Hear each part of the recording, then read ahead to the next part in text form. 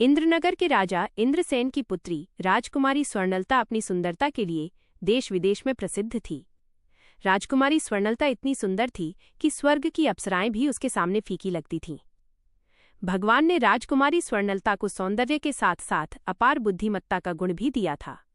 वो केवल रूप की रानी ही नहीं बल्कि गुणों की अद्वितीय प्रतिमूर्ति भी थी। अब जहां इतना सब होता है वहां घमंड और अहंकार का निवास न हो, ऐसा संभव नहीं।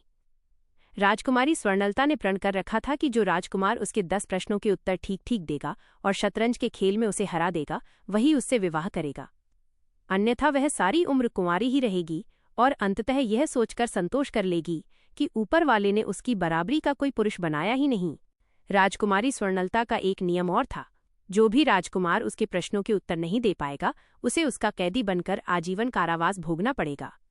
वो ये नहीं चाहती थी कि कोई भी ऐरा गैरा राजकुमार केवल उसकी सुंदरता को निहारने के लिए उसके सामने आए और असफल होने पर बाहर जाकर उसकी सुंदरता का गुणगान करता फिरे।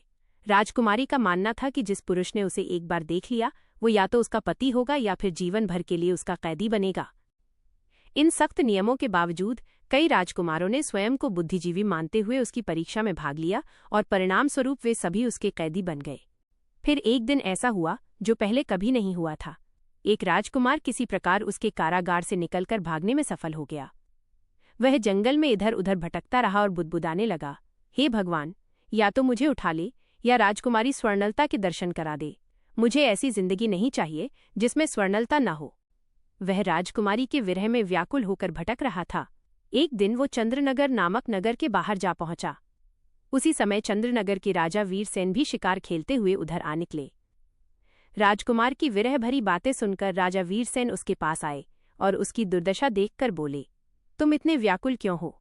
राजकुमार बोला, मुझसे मेरा हाल मत पूछिए, मेरे प्राण निकलने वाले हैं। मुझे हर जगह वही दिखाई देती है। राजा वीरसेन समझ गए कि यह युवक प्रेम में डूबा हुआ है। उन्होंने उसे धैर्य बंधाया और कहा, अपने हृदय की सारी व्यथा मुझे बताओ, मैं तुम्हारी सहायता करने का प्रयास करूंगा। राजकुमार ने राजा वीरसेन को अपने जीवन की पूरी कथा सुना दी। सब सुनकर राजा वीरसेन बोले, घबराओ मत मित्र, मैं तुम्हारी समस्या का समाधान अवश्य करूंगा। राजा वीरसेन उसे अपने महल ले आए। यहाँ ये जान लेना आवश्यक है कि राजा वीरसेन चंद्रनगर के अत्यंत दयालु और प्रतापी राजा थे। वे एक महान संत के शिष्य थे। गुरु की सेवा से प्रसन्न होकर संत ने उन्हें एक बोलने वाला तोता दिया था जिसका नाम हीरामन था। वो तोता अत्यंत विद्वान था और राजा वीरसेन कोई भी कार्य उससे पूछे बिना नहीं करते थे। राजा वीरसेन ने तोते को सारी बात बताई। हीरामन ने राजकुमार से कहा, हे मित्र, केवल रूप के कारण अपने प्राण क्यों गंवाना चाहते हो? उस स्त्री में ऊपर से चमक है, भीतर विष है। फिर भी यदि तुम्हारा मन नहीं मानता तो पहले मेरी एक कहानी सुनो।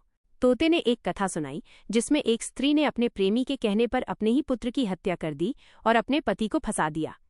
कहानी सुनाकर तोता बोला, औरत जात पर भरोसा नहीं किया जा सकता। तुम सौभाग्यशाली हो जो वहां से भाग निकले। पर राजकुमार बोला, चाहे मेरे प्राण चले जाएं, पर एक बार राजकुमारी स्वर्णलता के दर्शन हो जाएं। राजा वीरसेन ने निश्चय किया कि वे स्वयं इंद्रनगर जाकर राजकुमारी के प्रश्नों का उत्तर देंगे। पर पहले उन्होंने हीरामन तोते को भेजा। तोता इंद्रनगर पहुंचा और राजमहल की छत पर जा बैठा। राजकुमारी उसकी सुंदरता देखकर मोहित हो गई। बातचीत के दौरान राजकुमारी को संदेह हुआ कि ये कोई बहरूपिया है। उसने धोखे से तोते को पकड़ लिया और उसे मारने का आदेश दिया। तोते ने बुद्धिमानी से अपनी जान बचाई और किसी तरह वहां से उड़ गया।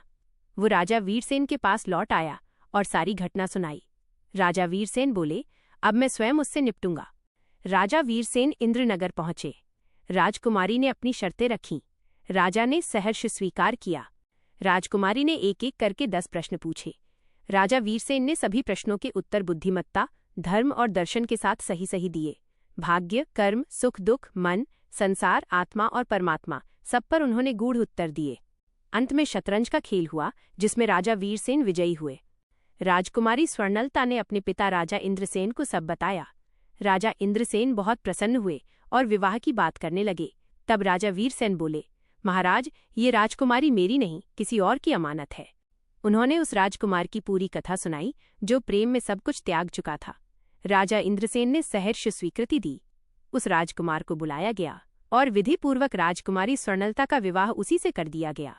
राजकुमार ने राजा वीरसेन के चरण पकड़ लिए और कृतज्ञता व्यक्त की। राजा वीरसेन अपने तोते के साथ अपने राज्य लौट गए। शिक्षा ये कहानी हमें सिखाती है कि जीवन में सुख दुख, दिन रात, प्रेम घृणा एक दूसरे के पूरक हैं। जो आज है वो कल नहीं रहेगा। यदि हम परिवर्तन को शांत मन से स्वीकार कर लें तो जीवन सरल और आनंदमय बन जाता है। क्या आप इस कहानी पर आधारित